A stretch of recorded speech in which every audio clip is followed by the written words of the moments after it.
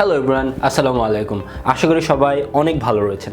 আজকের ক্লাসে আমরা অ্যাসার্টিভ টু এক্সক্লেমেটরি কীভাবে ট্রান্সফর্ম করতে হয় অ্যাসার্টিভ সেন্টেন্স থেকে এক্সক্লেমেটরি সেন্টেন্সে, সেটা আমরা খুব সহজে শেখার চেষ্টা করব। তো আমরা সবাই আশা করি জানি যে অ্যাসার্টিভ সেন্টেন্সেস বলতে কোনগুলোকে বোঝায় আর এক্সক্লেমেটরি সেন্টেন্সেসগুলো বলতে কোনগুলোকে বোঝায়। যদি আমরা বলি সহজ ভাষায় যে অ্যাসার্টিভ সেন্টেন্সেসগুলো কোনগুলো, সেগুলো হচ্ছে আমরা যে নর্মাল যে কথাবার্তাগুলো বলে থাকি বা আমরা আমাদের যে বিবৃতি প্রকাশ পাই, সেগুলো হচ্ছে প্রত্যেকটাই অ্যাসার্টিভ সেন্টেন্স। দ্যাট মিনস আমরা অ্যাসার্টিভ সেন্টেন্সে আমরা মনে রাখি বিবৃতিমূলক যে বাক্যগুলো রয়েছে সেগুলো হচ্ছে অ্যাসার্টিভ সেন্টেন্স। আর এক্সক্লেমেটরি সেন্টেন্স হচ্ছে যেগুলো দ্বারা আমাদের বিস্ময় প্রকাশ পায়, বিস্ময়, তারপরে আমরা আশ্চর্য হই। ওকে, এগুলো প্রকাশ করার ক্ষেত্রে আমাদের যে সেন্টেন্সেসগুলো ব্যবহৃত হয় সেগুলো হচ্ছে গিয়ে এক্সক্লেমেটরি সেন্টেন্স। তো আমাদের অ্যাসার্টিভ সেন্টেন্স থেকে কীভাবে আমরা এক্সক্লেমেটরিতে করতে পারি সেটার কয়েকটা রুলস রয়েছে। আমরা প্রথম রুল নাম্বার 1-এ শিখব যে যদি আমাদের অ্যাসার্টিভ সেন্টেন্সেসে যদি ভেরি থাকে তাহলে আমরা সেটা কীভাবে এক্সক্লেমেটরিতে করব।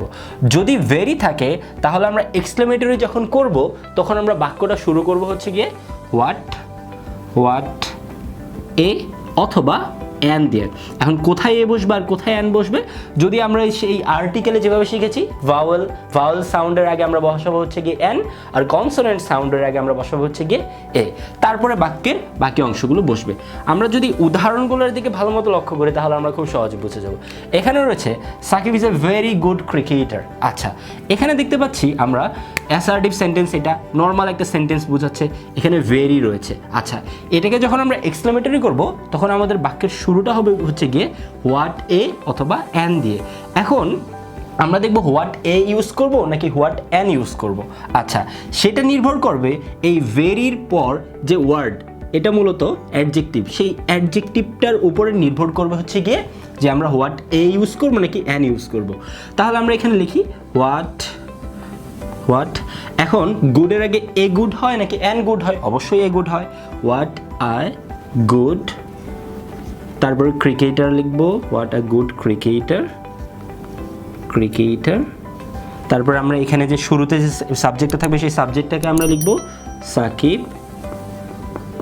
তারপরে এখানে যে অক্সিলারি ভার্বটা দেওয়া থাকবে সেই অক্সিলারি ভার্বটা আমরা লাস্টে লিখবো, কিন্তু মনে রাখতে হবে এখানে একটা এক্সক্লেমেটরি সাইন দিতে হবে। তাহলে আমরা কি করলাম, এখানে যেহেতু ভেরি রয়েছে, সেই ভেরি দ্বারা যদি শুরু থাকে যদি কোনো অ্যাসার্টিভ সেন্টেন্স, সেটা যখন আমরা এক্সক্লেমেটরিতে করতে যাব আমরা শুরু করবো হচ্ছে হোয়াট এ অথবা অ্যান দিয়ে।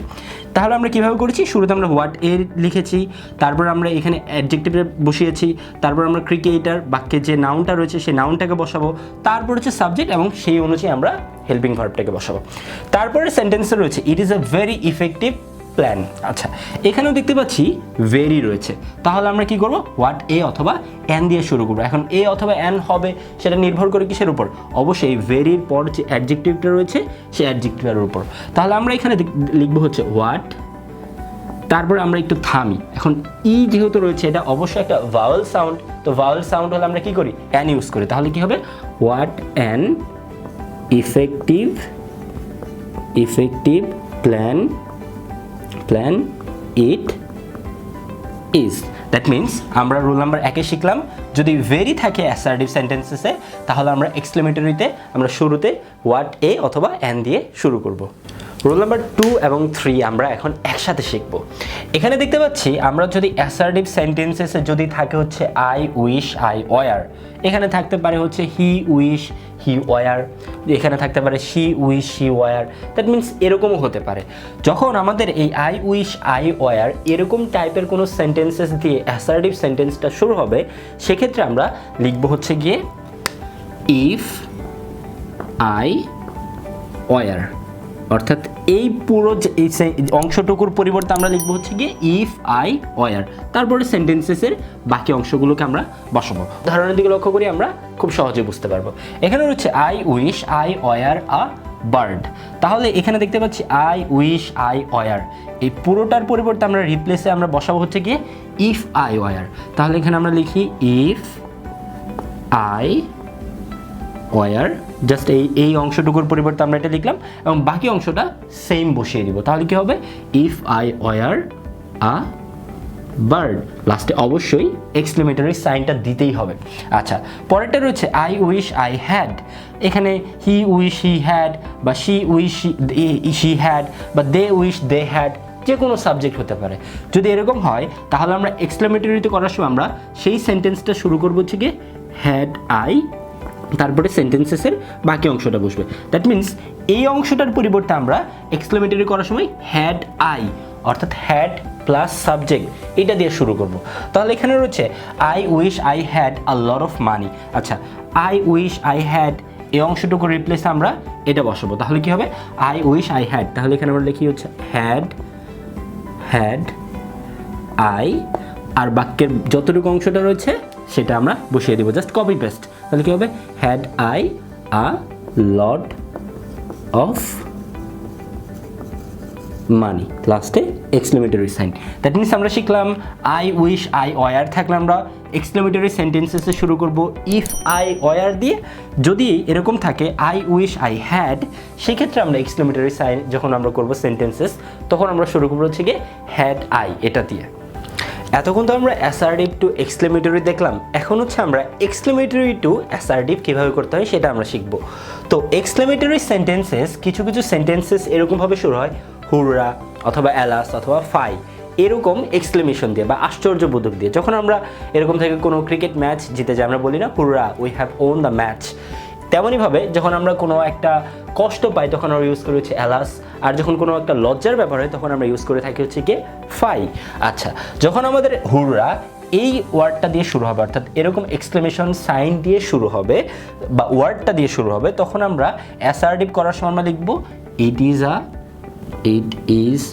আ ম্যাটার অফ জয় দ্যাট, অর্থাৎ এই বাক্যের বাকি অংশটা আমরা লিখব। এই হুররা এই ওয়ার্ডটার রিপ্লেস আমরা এই পুরো বাক্যটা লিখব it is a matter of joy that. যখন আমাদের বাক্যে থাকবে অ্যালাস, তখন আমরা লিখব it is a matter of sorrow that, তারপর বাক্যের বাকি অংশটুকু লিখব। যদি ফাই এই ওয়ার্ডটা থাকে তখন আমরা লিখব ইট ইজ shameful দ্যাট, তারপর বাক্যের বাকিটুকু অংশ। দ্যাট মিন্স আমরা হুররা এই ওয়ার্ডটার রিপ্লেস আমরা লিখবো it is a matter of joy that. যদি অ্যালাস থাকে তাহলে আমরা লিখবো it is a matter of sorrow that. যদি ফাই থাকে তাহলে আমরা লিখবো ইট ইজ শেমফুল দ্যাট। তাহলে এখানে আমরা উদাহরণগুলো দিয়ে রয়েছে, এগুলো আমরা করার চেষ্টা করি, তাহলে আমরা খুব সহজে বুঝে যাবো। এখানে রয়েছে হুররা I have completed the project. আচ্ছা, আমরা বলেছিলাম হুররা এই ওয়ার্ডটার রিপ্লেস আমরা এই পুরো লাইনটা আমরা লিখব। তাহলে আগে আমরা এই হুররা এটার পরিবর্তে আমরা লিখি it is a matter of joy that, এটুকু আমরা লিখলাম। এই যে হুররার পর বাক্যের যতটুকু অংশটা রয়েছে জাস্ট এখানে আমরা কপি পেস্ট করব, এখান থেকে আমরা নিয়ে জাস্ট কপি পেস্ট করবো। তাহলে আমরা লিখি it is a matter of joy that I have completed the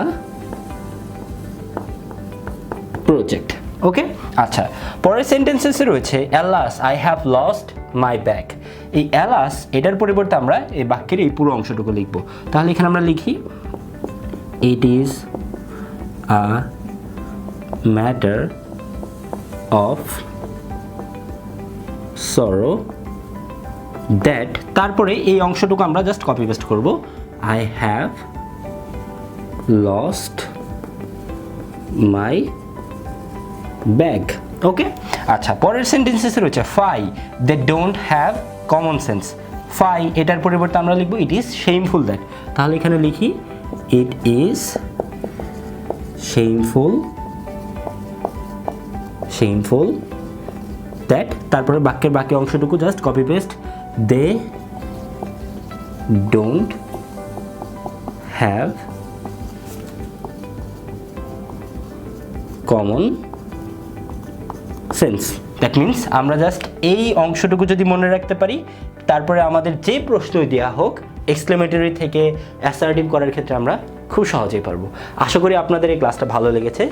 যদি ভালো লেগে থাকে আমাদের চ্যানেলটাকে সাবস্ক্রাইব করে রাখতে পারেন। আজ এই পর্যন্তই। আসসালামু আলাইকুম।